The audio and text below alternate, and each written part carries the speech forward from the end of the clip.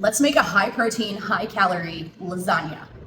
First, I'm going to use a half a pound of ground beef and a half a pound of ground chicken, and I'm going to cook that in my pot with my marinara sauce added. Be right back. All right, while our meat sauce is cooking on the stove, I'm going to throw a handful of garlic cloves into the food processor. I'm going to say it's about 10 cloves. We're going to use half of this in our meat sauce mixture, and then the other half is going to go into our cheese filling. It's just another reason I love having a little cheapo food processor. It makes it so easy. So I'm going to go ahead and take half of this out and put it into my meat sauce as it's cooking. I'm going to leave the other half inside this vessel. All right, I'm going to go ahead and put the blade back in. And again, this is a divided ingredient. So Italian seasoning, half is going to go into my sauce mixture and half into my cheese mixture. It's going to be 2 teaspoons total, so a teaspoon in each. And then I just have some parsley that's dried, and same for that, a teaspoon each, and this is going to go into my sauce. All right, so I've got my meat sauce mixture done. Remember, that's beef, chicken, a little bit of garlic, Italian seasoning, parsley, and then our jar of red sauce. Now, for the cheese filling, remember, lasagna is just layers. It's just a lot of different things layered in a pan. So we're going to go with ricotta. This is the small container of ricotta. It's just 15 ounces. It's part of cooking. You make a mess sometimes, you got to clean it up. No big deal. Cottage cheese, we're going to add a half a cup. Again, if you have a cottage cheese aversion, I really encourage you to get a food processor. Blend it up and you're never going to know. And it's such a good way to add extra protein in your meal. Give this a quick blend. Ricotta, however, has a lot of very similar properties to cottage cheese. So if you've ever eaten lasagna and loved it, or eaten a cannoli and loved it, you probably don't really hate cottage cheese as much as you think. So now I'm going in with half a cup of Greek yogurt. I know it's getting very full. This is a small food processor, but it is mighty. Perfect.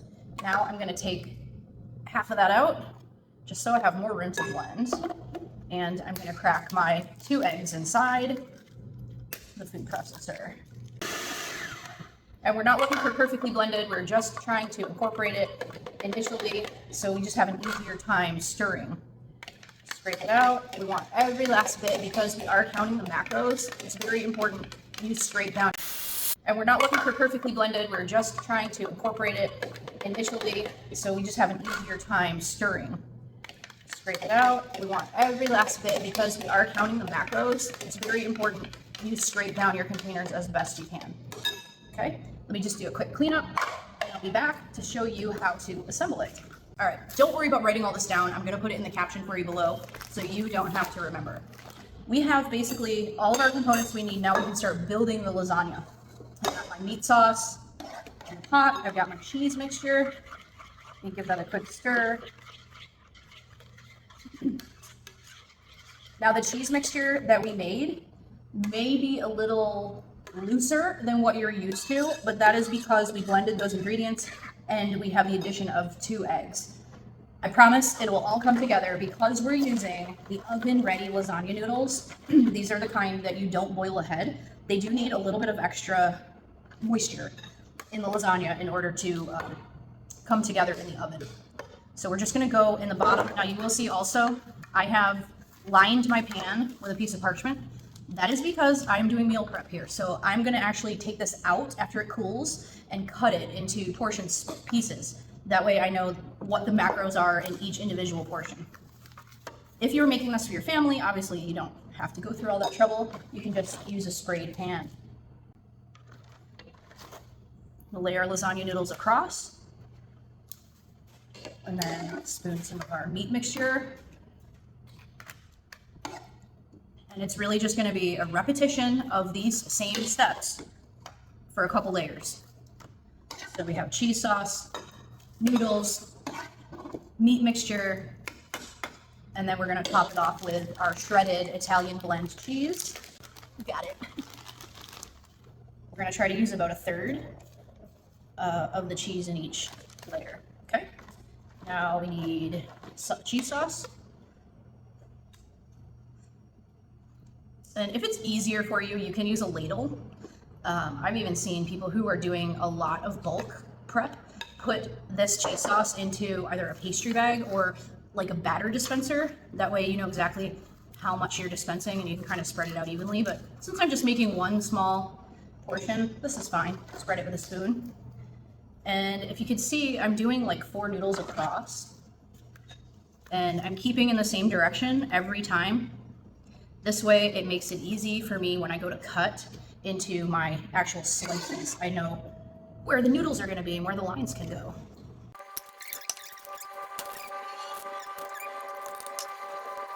Starting to look like lasagna. This is our third and final layer. In total, we used 12 of the lasagna noodles. Didn't even use the whole box. There's a couple broken pieces in the box, which is pretty normal. So last of our sauce on top.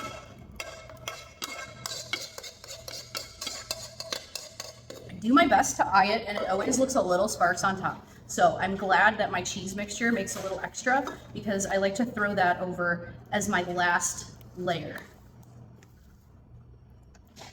So those top noodles get a good absorption of all sauces and can bake nice in the oven. Remember to scrape all your containers as best you can so you can really count on all of those macros that we're adding up. I did the math for you. I'm putting it down below so you don't even have to worry about that. Guys, I'm not a nutritionist. I just know how to make easy swaps in foods that make sense. And if you're an athlete or you are a mother of athletes, you know how hard it is to keep up with the ideas and to try to create meals that are really calorically dense and also very nutritious and high in protein. Keep those athletes fueled. So our lasagna is built. We've got all our beautiful layers in the pan. We're gonna put this in the oven for 350 and it will take about an hour. I'll show you what it looks like when it's done. Okay, our lasagna is out of the oven and it has had a chance to cool at room temperature. It's been sitting for about an hour. So I am gonna try to pull it out of this pan now so that I can portion it.